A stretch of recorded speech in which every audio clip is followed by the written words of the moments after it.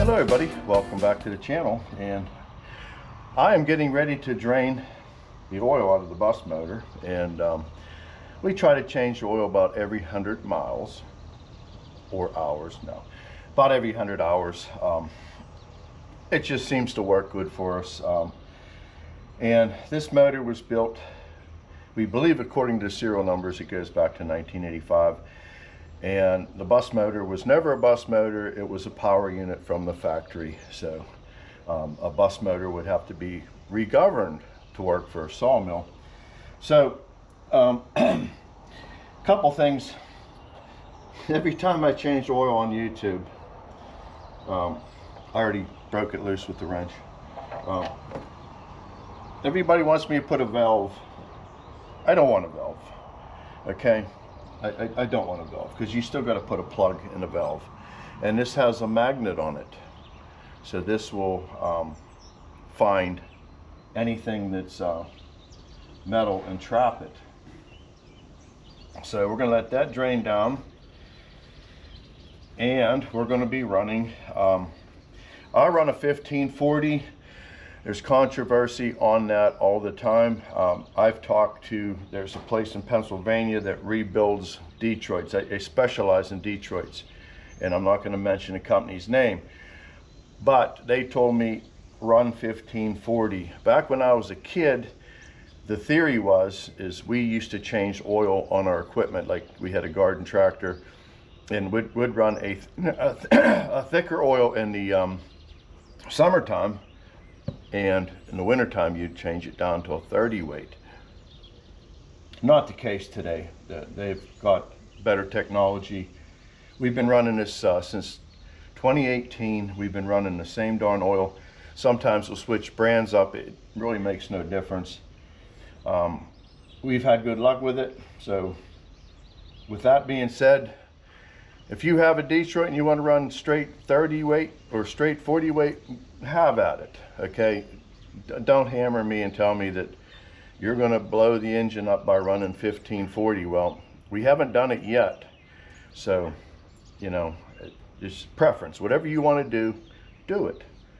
So we'll let this drain down for a while. And if I can pull this, over enough to get the filter to drop off in there, chances are it should be pretty empty. I don't know. We're going to find out though. I already broke it loose, so if you're wondering why it's loose, I broke it loose because I didn't want to. There we go. It's perfect. It's going to go right in the. I didn't want to struggle because every time you turn a camera on, I'll guarantee a simple job doesn't work. So we'll let both of them continue to go down, and today we are going to get you off the stand. We're going to get the carriage cleaned. So that'll be another job to do today. So I'm anxious to see how it cleans up, because I remember how good it looked the day we put it in service and just got done rebuilding it. And we're going to go pull the cover off the Setworks box when we're done. And we got to do a little bit of maintenance inside the Setworks, and we'll bring you along and show you that. So we'll let the oil finish draining, get it changed, and then we'll get on to other things. Okay, let's put the filter on it.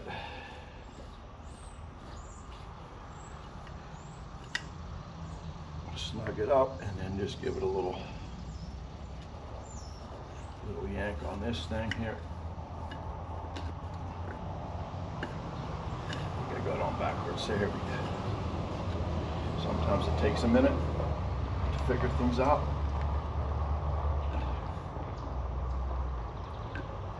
It says 3/4 turn, so that's about it.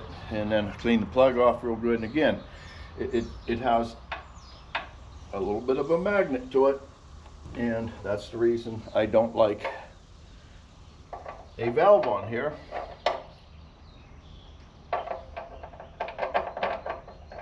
But if it works for you, put a valve on it. There we go. It's the simple things in life you struggle with. And for another 100 hours or so.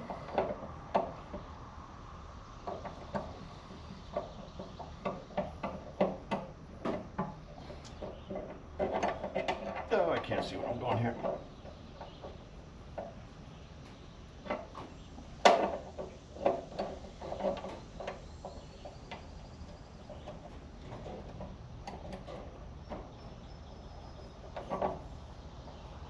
All right, good and tight. And I just started the day out and I'm covered in sweat and oil. But it is summertime. I wouldn't want to do this in the freezing cold, because then your fingers are numb. So we'll go ahead and get some oil poured back in it and we'll fire it up. So I'll get ready to do that. The other advantage of summertime is oil flows in just a little bit easier than wintertime. It's not as thick. And try not to put it in too fast, as it'll come burping up out. But if you put it in the wintertime, I just keep it in the heated hot, keep it in my basement or my shop, and then that morning I throw it in a truck, and at least it's thinner. It's not like a jar of honey. But I put 5 gallon, that's what this 671, and I put 1 gallon of that Lucas treatment, and that really helps it. So like I said, put whatever you want. If it works for you, run it. You might be in a different climate than we are. We have to fight hot and cold, so the 1540 gives you a little bit of the best of both worlds, and bus motor will sound a lot happier here.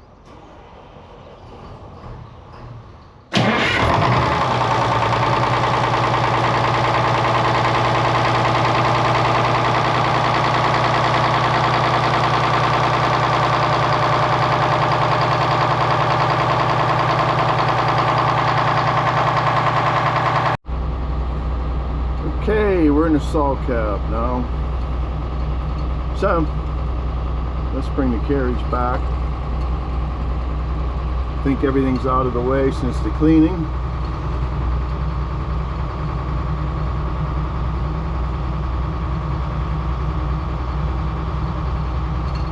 I think I'm going to start about right there so I can get the, let's keep working my way down. So now what we want to do is we want to reverse the knees. I want to get the head blocks open, and this is what these buttons do here. So then I want to grease the bottom side of the racks. So I'm going to take it open just about the whole. That's pretty much it there. There's my power that controls everything, so that'll be a good place to start. We'll get her cleaned up.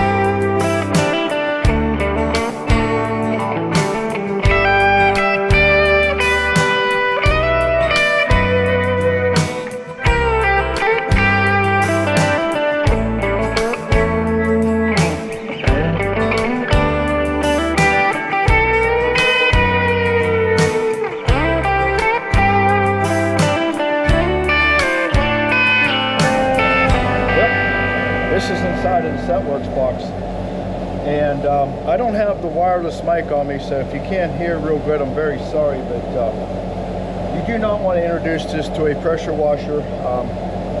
Instead, we're going to use compressed air. So the first step we want to do is just give it a good clean out, and there we go.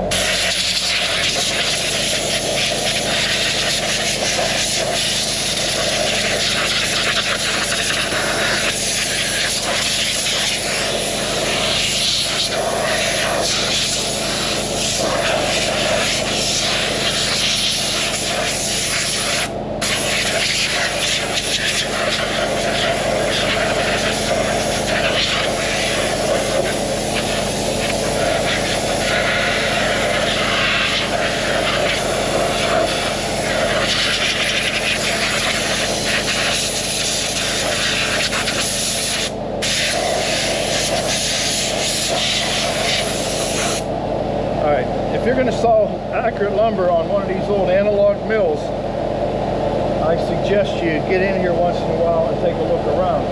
What's been happening lately is this gate that comes up, and that determines my board thickness. It's been sticking on the wider boards, so that tells me we've got a lubrication problem going on. And the way this all works, and I don't know how good of a shot you're seeing here, but when I call for a board thickness, I press the set button. This all happens at the same time, by the way. This little magnet draws in. When this magnet draws in, it pinches this metal wheel against this gate arm. And then on the back side, let me see if I can get you off the stand here. On the back side is a rubber wheel. Thus there. And this rubber wheel runs off the set shaft. So as the set shaft's spinning, the knees are moving towards the blade. So this gate here starts to come up because it's pinched with this little metal wheel. So this is the beauty, how simple it is. So the hydraulic motor comes on, this pinches in, this locks, this brings the wheel up, and then you can see there's micro switches back here. So just say that one right there was the board thickness I wanted. So as soon as that touches, and that goes click like that, it shuts off everything. That thing releases, and the gate drops back down, just like that. And it's very repetitive. So when you start having stuff sticking, then I got to determine what my issue is. I don't know if it's the magnet, but I believe it's going to be the gate. So what I'm going to do, we're going to pull this completely up out of here, and then there we go. I'm doing this with one hand, and we're going to take this thing on the other side, and we're going to clean the edges up, give it some light oil, and you do not want any oil or grease on that back surface there, because that rides against that rubber wheel. And if that thing slips at any time, it's going to mess up your board thickness. So we'll go over and clean that up, give it some light lube, check the limit switches, and give this rubber wheel a nice cleaning, because it feels a little greasy from all the pressure washing I did. So let's get started on that. Okay, so this right here, this guy here, I believe is the culprit. So I'm just getting off any visible grime. And they call this a gate. And this basically, every time it comes up, it determines your board thickness. So you don't want nothing to stick there. And you can see how many times this thing has been used. It literally, that rubber wheel had almost created a dish in here. But what we want to do, I'm just using like this little emery. It's like for plumbing. We want to give this a good scuffing up. Just get rid of any residue of oil. This is one piece you do not want any lubrication on. And over time,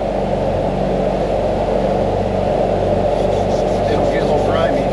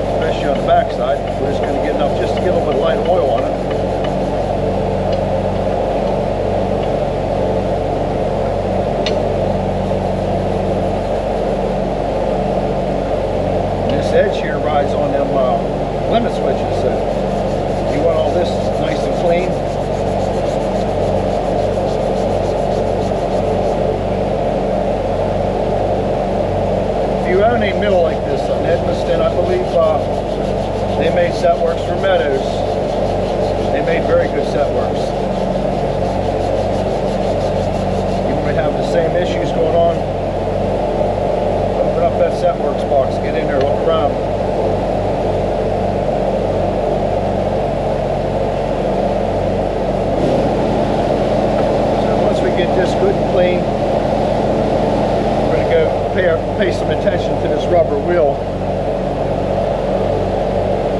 And now that we got this off, I just want to go around that whole wheel. Any residue off of here. It would probably help to have the mill running, and I could just jog the knees in and out, which I might just do. But I don't want to bore you too much here. This is just routine stuff you got to do.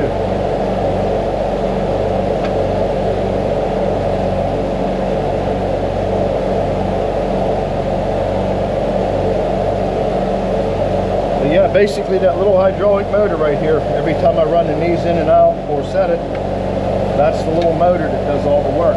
So that little tiny thing moves some big logs around. It has some real heavy duty chain on it. So I'm gonna go ahead and clean that all up, and then we're gonna use some 3-in-1 oil, lubricate the sides of that, put this thing back together, and make sure all these switches, all the little wheels spin, because if they don't spin, eventually they'll fail and fall off, and then you'll get a runaway. If the button don't get pushed and cancel, it'll keep running the knees all the way. It'll just run it right off. So, and I don't got no kill switches on it. So we'll be back with you here when we get this thing all cleaned up. Okay, everything's nice and cleaned. And make sure that you're putting this in the right way. The bevel edge goes up. There is a difference. And we'll thread this back down through. Micro switches.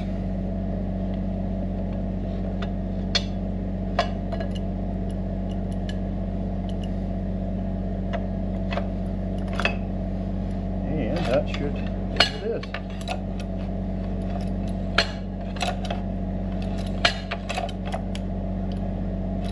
Nothing's hanging up.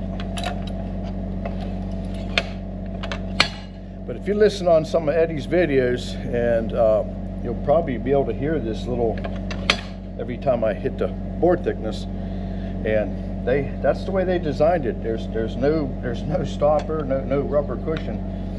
It just hits hard, and that's how it works. So I think we're in good shape here. And it don't take much pressure to the point where you can't even move that thing. And as soon as you let off, it very easily slides up. But we'll put the cover back on it, and that'll be it for the set works for today. Well, I think we're going to call it for today. And all in all, it turned out really well. Yeah, there's still some spots on it, but after the first log, you won't even really think about this wasn't even clean. But yeah, everything does look better. Someone had commented, reach out to Edmonston and get a original logo, but I'll show you something here in a minute. The dial is definitely, I can read that a lot better now. It was getting kind of dirty, but yeah, between getting the carriage clean and the bus motor, this little Beaver pressure washer sure did the thing. It did the trick. I like it. Very easy starting, and someone else was asking, how much water did you use? I don't think we used 100 gallons of water on the whole entire carriage and bus motor, so it is very easy on. In fact, someone asked how many PSI. I said 35. I was wrong. 34. Well, it's the first time I was ever wrong, but no. And the reason I'm coming over here, someone says about Edmonston. Well, this is how they did everything. They stenciled everything on this mill, and that is original. And I believe there's one more. Let me see if I can find it. And this is from 1985. And we're going to go back here again. Yeah, it needs clean, but yeah, that's what they did. They were big time into just cutting a stencil out, and that was their logo. So that's why I sort of did it that way, to make it kind of original. I don't know if it was red letters. I believe it was black letters, but the red kind of popped with the yellow. So, hey, if you like this video, please do me a favor. Give me a thumbs up. It really helps the channel. And I believe Friday Eve video, which will be tomorrow, you're going to see how fast this mill gets dirty. See if you can figure it out. And then we're going to get back into some more firewood, a little bit more shop stuff. I got part 2 for Diesel Creek's Vanity to put on YouTube yet, and I got more projects coming. So thanks again, and I'll catch you on the next one. Bye-bye.